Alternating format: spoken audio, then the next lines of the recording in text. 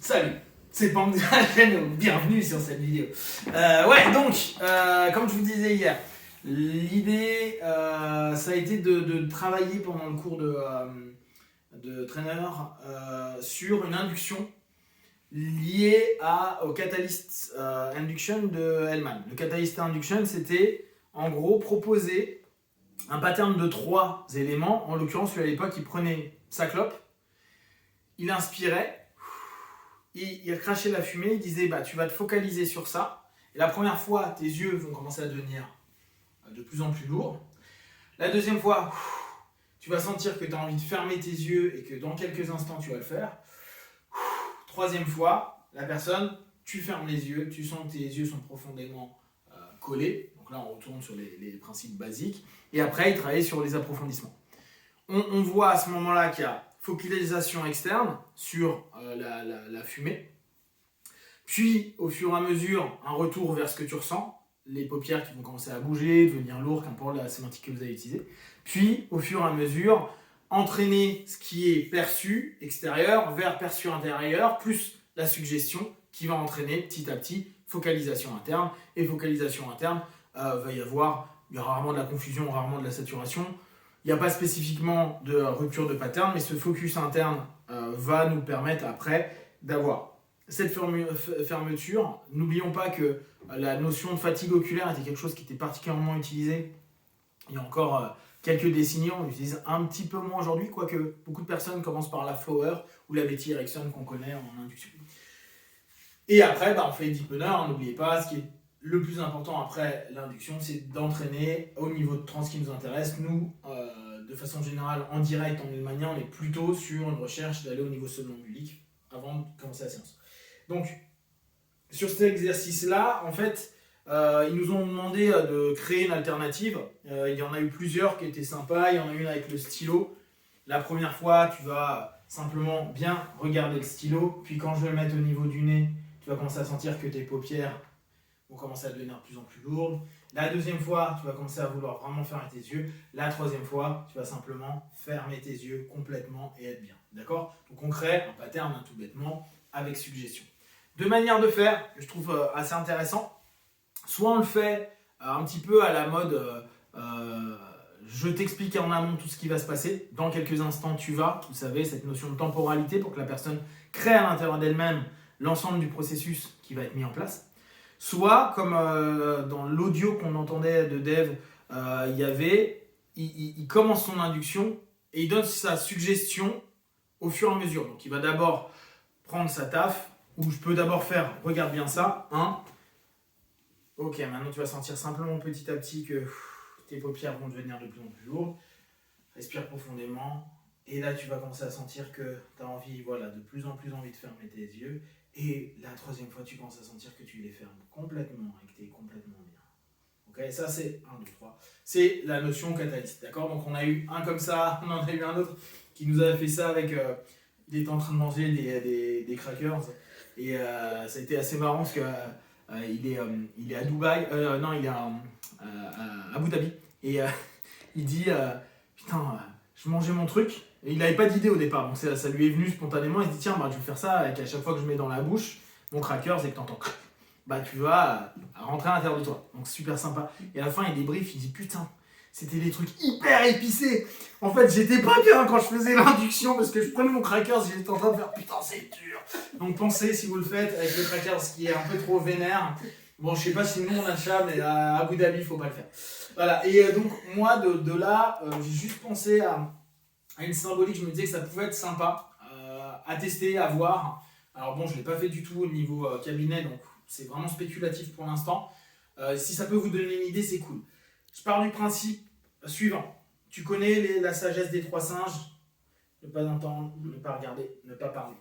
Donc, sur ce principe-là, on peut partir sur l'idée, ok, tu vas retourner vers ta sagesse intérieure et on va prendre comme symbolique celui des singes. Et souvenez-vous, souvent il y en a qui donnaient en rapport avec l'esprit qui va trop vite. C'est comme s'il y avait un singe qui était en train de tourner à l'intérieur, comme s'il y avait un singe fou. Ça, c'est des symboliques très zen, qui est en train de bouger dans tous les sens et tu vas apaiser le singe. Donc, ça fait un double jeu pour ceux qui aiment bien les métaphores. Ça donne une image que tout le monde connaît, quasiment. Tout le monde l'a déjà vu, celui-ci. Et donc, rentrer sur cette notion-là. Dans un premier temps, je vais te demander, alors là je vais vous le proposer sur la notion, je présente en amont, mais je pourrais ne pas le présenter et le faire step by step. Dans quelques instants, je vais te proposer, dans un premier temps, de simplement commencer à mettre tes mains devant la bouche ou ça dépendra vraiment si vous voulez que la personne ait un mouvement kinesthésique ou pas, ou simplement quand je vais mettre les mains devant la bouche, je veux que tu imagines ce singe qui se dit simplement je ne dis plus un mot, ou il n'y a plus un mot qui vient de l'extérieur qui puisse me gêner, me déranger. En tout cas, il y a une forme de silence par le verbe qui se fait. La deuxième fois, tu vas petit à petit commencer à focaliser à la fois sur ta bouche, puis tes oreilles, et tous les bruits, les sons, les mots, les pensées internes, elles vont commencer à être de moins en moins intenses pour que tu puisses simplement être dans un état zen avec un son qui te plaît, avec un rythme, un ton qui te plaît. Et tu vas en même temps sentir que tu te sens de plus en plus attiré à l'intérieur de toi, focalisé dans cette sagesse intérieure. Et la troisième, ça va être simplement au moment où je vais mettre devant mes yeux les mains, tu vas pouvoir fermer tes yeux pour ne plus voir ni percevoir des choses de l'extérieur et commencer à regarder ce qu'il y a à l'intérieur, dans cette sagesse intérieure, au travers de cette capacité de ne pas parler, de ne pas entendre les choses qui dérangent, de ne pas voir les choses qui dérangent, pour justement te connecter à cette sagesse intérieure. C'est bon pour toi? Oui. Ok. Donc,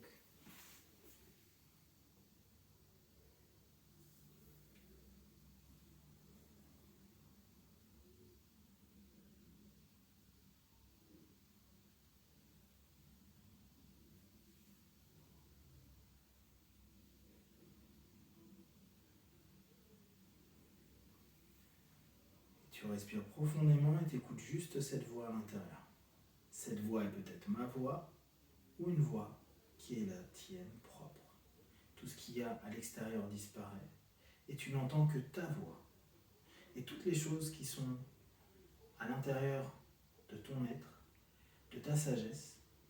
Et en peu de temps, tu vas commencer à ressentir un entrain, un mieux-être, un bien-être qui va juste prendre place. Comme si cette sagesse prenait place, que tu pouvais en toi ressentir de plus en plus ce mieux-être. Je vais décompter de 10 à 1 entre chaque chiffre. Simplement, plonge dans cette sagesse. 10, 9, 8. Laisse-toi aller profondément dans cet état. 7, 6, 5. À 1, tu seras complètement en osmose avec cette sagesse intérieure. 4, 3, 2. Respire profondément. 1. Maintenant. Et dans cet état, simplement, tu contactes cette sagesse à qui tu peux demander une orientation, une direction, une sensation qui t'amène vers quelque chose qui créera une solution. Respire profondément. Ressens, perçois et connecte-toi. Dans quelques instants, je vais compter de 1 à 5. À 5, tu reviendras dormir ici maintenant. Plein de force, d'énergie, avec cette sensation de sagesse, d'apaisement et de philosophie de vie vis-à-vis de toi-même, plus ouverte, plus en phase. 1, 2, 3. Respire profondément. Yes. 4, étire-toi. 5, les yeux ouverts, ici et maintenant. Ok, comment tu sens? Bien. Ouais. Effectivement, très. C'est vrai que ça fait partir très rapidement le fait. Les trois gestes là sont pour moi ont été très efficaces. Au niveau des sons, donc je me suis focalisée sur ta voix uniquement, sans m'occuper trop de moi. Et bon, au niveau de l'apaisement, c'est super parce qu'effectivement, très vite, j'ai décroché de toutes mes pensées intérieures, des trucs qui n'arrêtent pas de circuler chez moi, qui sont très, très prégnantes. Et je me suis sentie vraiment très apaisée. En même temps, après, je me suis focalisée effectivement sur une orientation que j'ai besoin de prendre actuellement. Et tu m'as fait revenir trop vite. Hein. Oui, ça c'est classique. Donc, là je vous dis, hein, c'est comme ça que je l'ai proposé hier, mais en la faisant, là, je me disais, tiens, on pourrait bosser, pour ceux qui aiment bien, sur les VAC. Donc, bien rappeler, ok, ces notions visuelles, auditives, kinesthésiques, hein, on les a. Je pense qu'il y a pas mal de choses à faire avec la symbolique du singe, notamment pour des ancrages. Ça bouge toujours dans ma tête, ça va toujours trop vite, il y a toujours trop de voix. Se dire, peut-être un moment, juste dire, maintenant le singe, tu le vois, et il est en train de faire, comme on peut la voir au travers de certains symboles ou certains dessins animés où on voit un singe qui est en posture zen, etc., etc. Ce qui peut être intéressant après pour des ancrages, par exemple, pour dire, dès que ma tête va un peu trop vite, je peux à nouveau repenser facilement 1, 2, 3, voire... C'est pour ça qu'il y a cette notion, je disais tout à l'heure, on peut peut-être le faire au partenaire, pour que petit à petit, ça soit, ok, je le fais, et au même rythme, je le fais, et ce qui est intéressant, c'est que ça pourrait donner pour un travail d'auto-hypnose quelque chose de très simple, et avec cette symbolique du singe, je pense vraiment qu'il y a quelque chose dans la sagesse du singe qui est chouette, où tu vas te dire, je me prends la tête, tiens c'est marrant, je fais ce geste-là, tiens peut-être que j'ai pas envie d'entendre quelque chose. Peut-être que je vais fermer ma gueule, ou peut-être que c'est pas le bon moment de voir ça et je verrai ça plus tard. Et ça peut être sympa. En fait, quand j'ai pensé à ça hier, je me suis dit, il y a une possibilité qui peut être intéressante. Après, à vous de bosser, là, on n'avait pas de thème, on n'avait rien. Donc, c'est plus, j'ai mêlé un processus inductif avec une orientation hyper basique sur l'idée de sagesse, d'écoute, etc. Mais il y a encore de connexion plus que d'écoute, vu que l'écoute, on l'a laissé à côté. D'ailleurs, c'est pour ça que j'ai utilisé le mot connexion. Non, et dans la partie écoute, je dois te couper, mais effectivement, je me suis coupée de l'écoute des... Ça m'a fait me focaliser sur l'écoute du corps. C'est l'écoute externe. Je me suis coupée de l'écoute externe, sauf de ta voix. Donc j'ai décidé d'écouter ta voix, en fait. Donc là, on a le focus. Et là, c'est intéressant, hein, c'était la fameuse voix de K, ou l'image qu'a tout le monde avec cette fameuse voix où tu dois parler comme un zombie de 8e génération. Non, il parle pas comme ça. Ça, c'était d'autres zombies. Mais là, on a quelque chose qui est intéressant, parce qu'à partir de là, on sait qu'il y a, si on reprend pour les plus ericksoniens, on a le principe d'absorption qui est mis en place. Donc à partir de là, ça devient assez simple. Puis après, on a la diffusion de quelque chose à l'intérieur de soi. Voilà, en tout cas, c'est l'idée qui m'était venue hier. Je me dis que c'est assez simple à faire. C'est facile à faire aussi sur du online, sur du Zoom, sur du Skype ou sur n'importe quoi, du Meet. Parce que il suffit que vous expliquiez et que vous... Peut-être, moi, je pense que le faire, mais c'est parce que je pense toujours que la transe active est plus intéressante. Ça peut être encore plus intéressant en partenaire. Et c'est aussi de se dire... là, je vais pas me dire de merde. Je ferme ma bouche avec des conneries. Je vais juste ressortir des choses qui ont du sens. Après, on peut vraiment l'orienter de plein de façons.